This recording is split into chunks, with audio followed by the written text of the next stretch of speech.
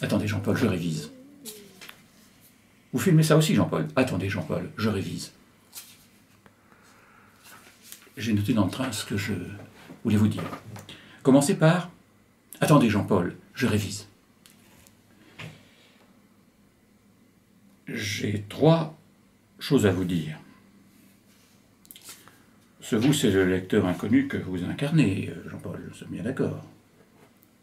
Alors, je vais essayer de me passer de mon petit carnet maintenant, d'ailleurs. Vous vous doutez bien qu'il est parfaitement vierge. La première chose que je voulais dire à propos de mon livre, puisque celui-ci est signé de mon nom, concerne son titre.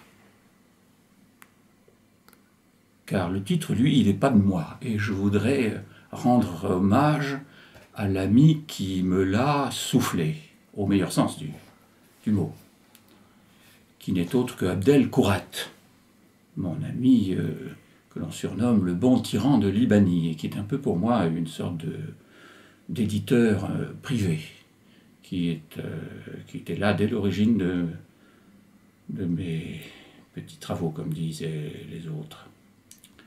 Et Abdel Kourat m'a conseillé ce titre parce que, pour ma part, j'avais pensé à un lecteur averti. Et puis, quand nous avons, Abdel Kourat et moi, décidé que je le signerais de mon nom, il nous est apparu que la lecture de l'ensemble donnerait une tonalité un peu prétentieuse au syntagme. Jean-Benoît Puech, un lecteur averti. C'était pas possible. C'était vraiment trop modeste. Alors, j'ai gardé un lecteur averti comme titre d'un des 10 textes du livre. Donc, vous avez bien noté, dans votre petit carnet à vous, qu'il y a 10 textes. Et le 5e s'intitule « Un lecteur averti ». Mais en revanche, l'ensemble, Abdel m'a proposé de l'appeler non plus un lecteur averti, mais le roman d'un lecteur. Ce qui est un peu moins prétentieux, d'autant que le roman d'un lecteur, ça veut dire à la fois que 9 des 10 textes sont écrits par un lecteur, et puis que c'est aussi le roman de tout le monde, y compris vous, ici présent, qui me filmez en ce moment, ne tremblez pas trop. Hein. Voilà. Alors, la première chose que je voulais dire, c'était donc, à propos de ce titre, le roman d'un lecteur. Je pense qu'il a pensé un petit peu aussi à Sacha Guitry, qu'il est un grand admirateur, le roman d'un tricheur. Mais moi, ça m'allait bien aussi, parce que ça faisait un 3e titre dans la liste qui allait figurer à la fin de l'ouvrage, car dans les ouvrages précédents, je ne mettais pas toujours la liste des livres du même auteur, notamment dans le livre immédiatement précédent, qui est signé Yves Savigny. Je ne pouvais pas évidemment mettre les miens, donc il n'y avait que le livre que Savigny a écrit avec moi, mais il n'y en avait pas d'autres. Ici, il y a l'ensemble, toutes mes décorations sont présentes, et si on compte, on voit du coup qu'avec ce titre-ci, le mot roman apparaît 3 fois. Il y a l'apprentissage du roman, il y a Louis-René Desforêts, roman, et donc le roman d'un lecteur, ce qui témoigne quand même d'une certaine obsession de la forme en question. Et alors, écho supplémentaire à cette affaire du roman, non plus du lecteur, mais du roman, le 10e, puisque vous avez noté, vous avez bien fait qu'il y avait 10 textes, le dernier texte s'intitule « Adieu, roman ». Donc encore là, le retour, mais probablement pour la dernière fois, de cette appellation générique, puisque c'est un adieu au roman. Alors, ça me permet d'enchaîner sur ce dont il est question dans ce dernier texte, qui n'a pas le même statut que les autres. Les 9 précédents, ce sont des histoires, des petites histoires, des aventures, des romans d'aventure, très courts.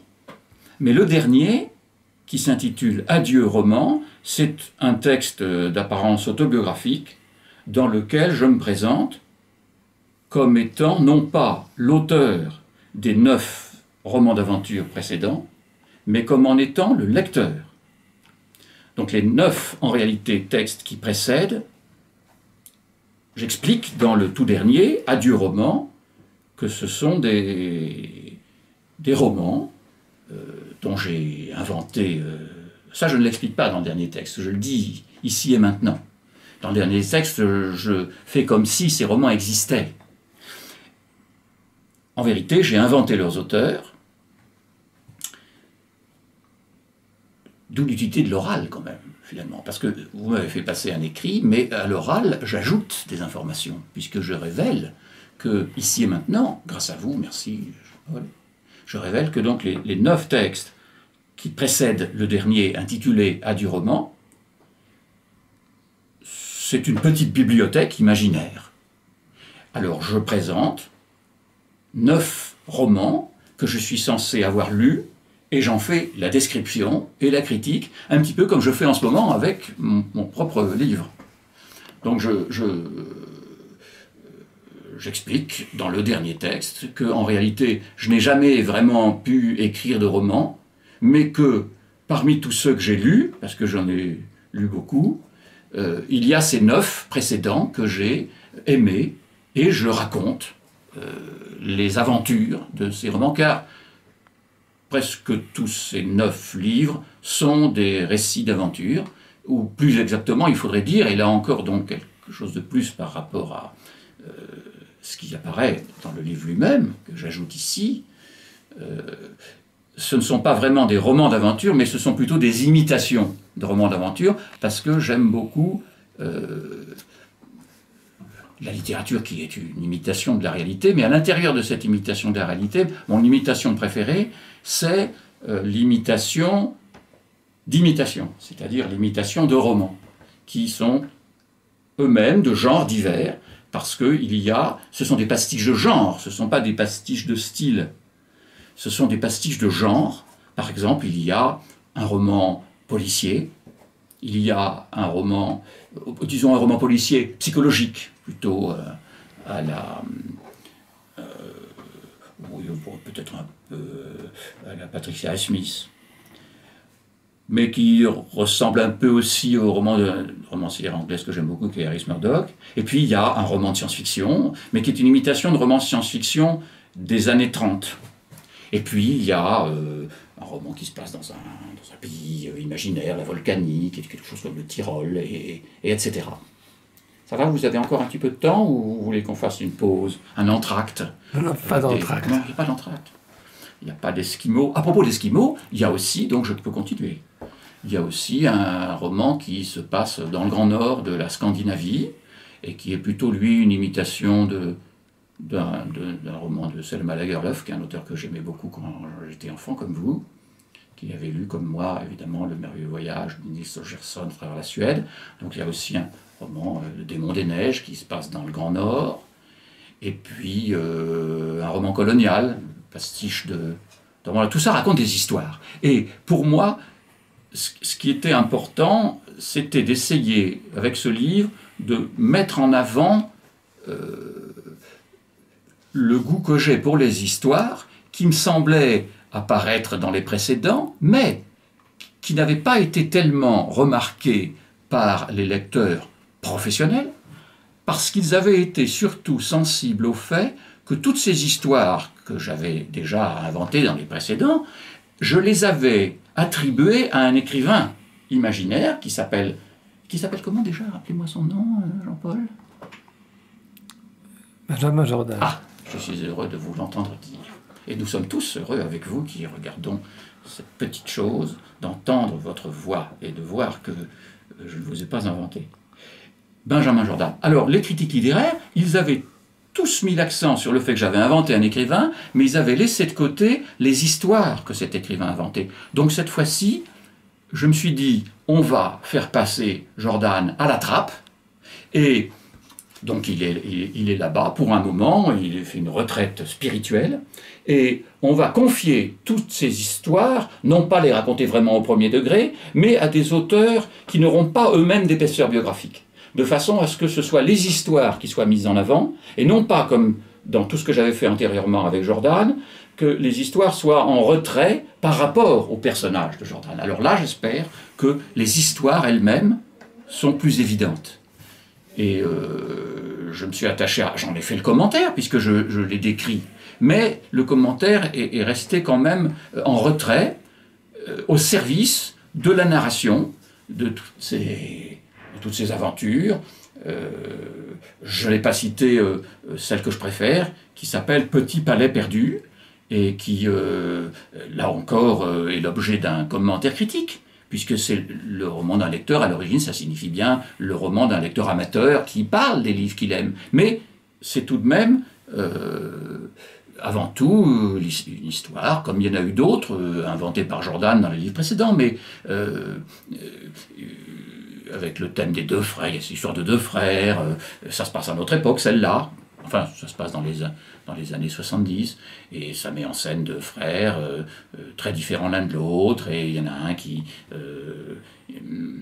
vit dans le rêve, même qui est un peu mythomane, et au contraire l'autre qui fait des études et qui part servir une bonne cause, d'abord dans l'Union soviétique de l'époque, ce qu'il imagine. Une bonne cause, parce que lui aussi est probablement un peu mythomane. Et puis ensuite au Vietnam, et puis ensuite au Mozambique. Et finalement, ces deux frères se retrouveront à la fin de leur parcours très différents, l'un du côté de la fiction, puisque le mythomane invente des histoires et devient écrivain, et l'autre du côté d'une fabulation autrement grave, puisqu'il est devenu un jeune ingénieur au service de la Révolution internationale. Il s'est d'ailleurs considérablement enrichi, mais enfin je ne vous raconte pas l'histoire complètement, mais ils se retrouvent tous les deux, et c'est finalement le plus révolutionnaire des deux qui rachète la propriété familiale. Voilà un exemple d'histoire. Et puis, alors, ce que je voulais vous dire aussi,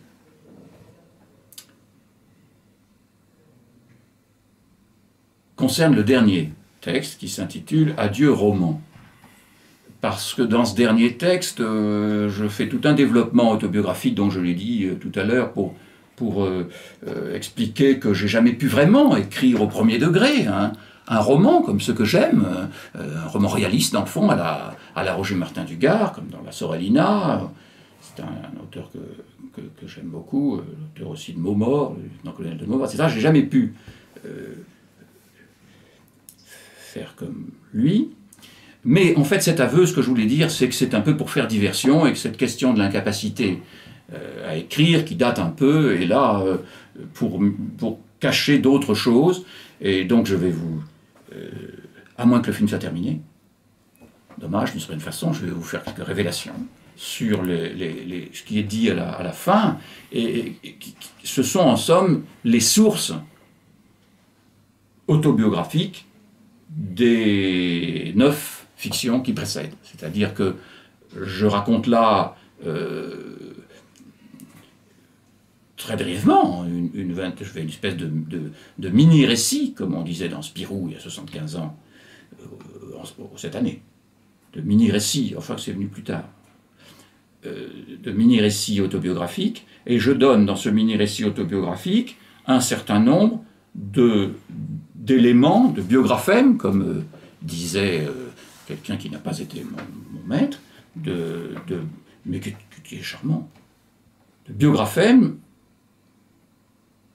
que j'ai transposés, en somme, dans les 9 textes qui précèdent. Si bien que, quand on arrive à la fin, on peut être un petit peu déçu, parce que ma vie, évidemment, n'a pas le relief des aventures que j'ai racontées dans les 9 récits précédents, qui en sont des transpositions et des élévations, en somme. Un peu comme, vous savez, dans les pop-up, là, les livres qui s'ouvrent, et puis, alors ils sont très plats, comme ma vie à la fin, mais dès qu'on les ouvre, il y a un petit paysage qui surgit. Alors c'est ce qui se passe dans les 9 premiers. Le dernier, lui, il est tellement plat qu'en fait, il raconte essentiellement une traversée de la Beauce, comme je viens d'en faire une tout à l'heure par le train dans lequel je suis censé avoir pris des notes dans le petit carnet pour préparer cet oral. Et donc, ce sont des événements assez plats, et qui ensuite peuvent être, si on veut jouer un peu à mettre en relation les 9 premiers textes et le dernier, permettent de comprendre de quelle manière on est passé de ce vécu relativement banal, qui est le mien, depuis mon enfance jusqu'au moment où j'ai écrit ce livre, alors aux histoires qui en constituent la plus grande partie. Vous me suivez, Jean-Paul? Bien. Vous ne couperez pas Benjamin Jordan, c'est promis. Bien. Et comme disait ma chère analyste, qui a bien le mérite, nous allons en rester là.